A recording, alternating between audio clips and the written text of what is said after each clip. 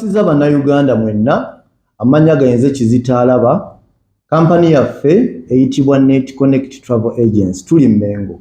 Mujje tubayambeko okola paperwork owensi zonna eza Bulaaya okugezanga Canada, America, UK, Australia ne Schengen visa zonna tuzikolako. Tetukola za Abawalabu nedda. Tuli Mmengo tukuyambako kola paperwork omutuufu omulungi n'ofuna visa. Tukola visa eza student visa, tukola visa ez'okulambulako abaagala ogenda mu holiday zonna tuzikolako. Enamba yange y'essimu eya WhatsApp eri 0702 28 27 34. Gye nkwata mu ngalo eri 0700 31 62 28. Kama ye bali kubatuusa wano. Ekituleese olwaleero wano tuzze okwongerayo enteekateeka ya munnaffe omugenzi Evelyn Lagu kubanga kyali kirooto kye okukola show yasooka gye yali ategese ng'akyali mulamu bw'ensi eno yasazibwamu ate n'ayagala okukola lwe yayiiya ate okwagala okukola endala Mukama teyakkiriza obulamu n'abuvaamu bw'ensi eno.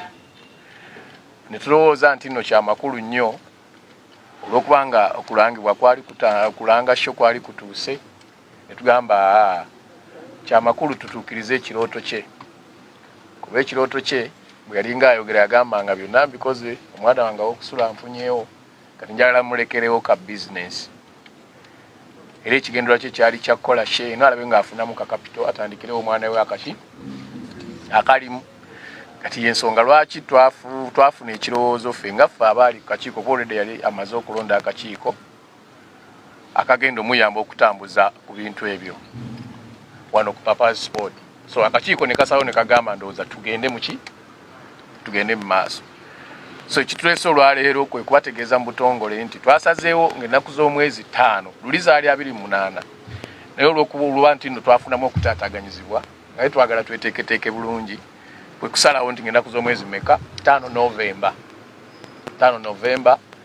So mwenna bannamawulire mwebale kujja twabayise okusookera ddala twagala tubasabe mututambulize ensonga eno ku bwereere nno awatali yadde ennusu naye ne mukkiriza nammwe ate ne mujja mu bungi nga tewali gwe tuwadde wadde ka transport yadde gwe tusuubizzaayo siyingi 5. So muli banjawulo nnyo era katusabe Mukama ekintu akiwa omukisa tukitambuze nnyo buli omu ali yakole ki buli ali yakitegeere.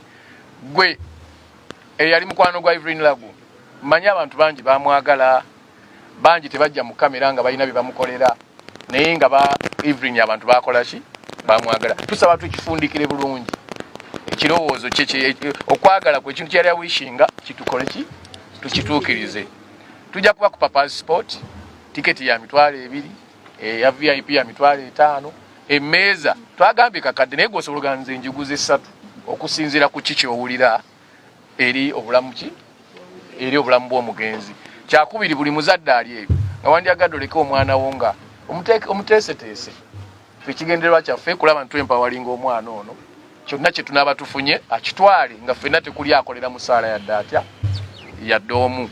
So kwe kwagala tukole press conference eno bannaffe bangi abatali wano abandyagadde okubeerawo naye nga bajja kubeerawo. Abayimbi bangi buli gwogamba ganja kukola ki nja kubeerawo. Naawe omuwagizi ayagala okuyimba obanga omanye ennyimba za Evelyn Lagu tugenda kuteekawo embeera nti osobola okusaba naawe n'olinnya n'oyimba.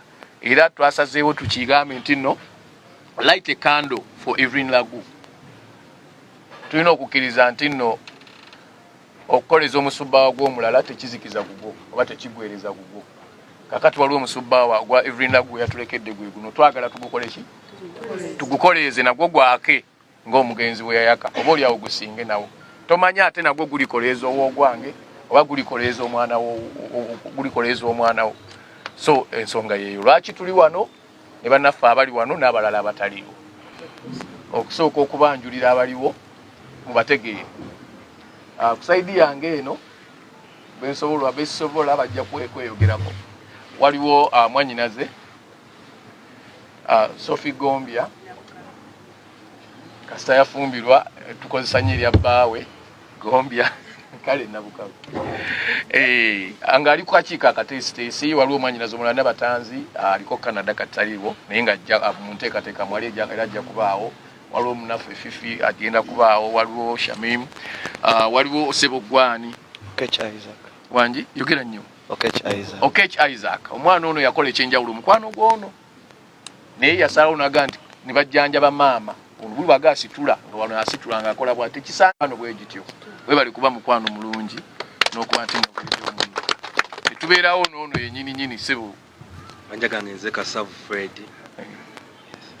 Fred nga ye omwana w'omugenzi Lagu omukulu oyo tujja kitwala nti yekyeyamaani w'enteekateeka eno mwami Bossa kuba yabadde ne Evelyn ebbanga lyonna ate okusingako ffe abeera naye mu gye bazannyira emizannyo yafaayo Evelyn ngera musimu zasooka okuba eya Bossa ekola ki yeesooka then ezabala ne ziryoka amanyize gampeddemu nesubiri mpeddemu obulumi bunsuseeko ndingalekedde mu kisengo laba amasiga gampitamu ebirowoozo binsuseeko ebibuuzo bingi nebuuza lwaki nze ali bw'ati ku Masaka Road, Chiwawu ku Mityana Road, Busunjo, Baka, Mende Kohima Road, Bombo Road, Gayaza Busiika, Gayaza Kayunga n'okwetulula mukono yonna saako mu bitundu bya Uganda ebyenjawulo. Basoloza amayumba g'abapangisa era nga bazimba n'okuba pulaani z'amayumba. Senjale be bokka abakulaakulanya omuntu wa wansi n'okumuzzaamu essuubi.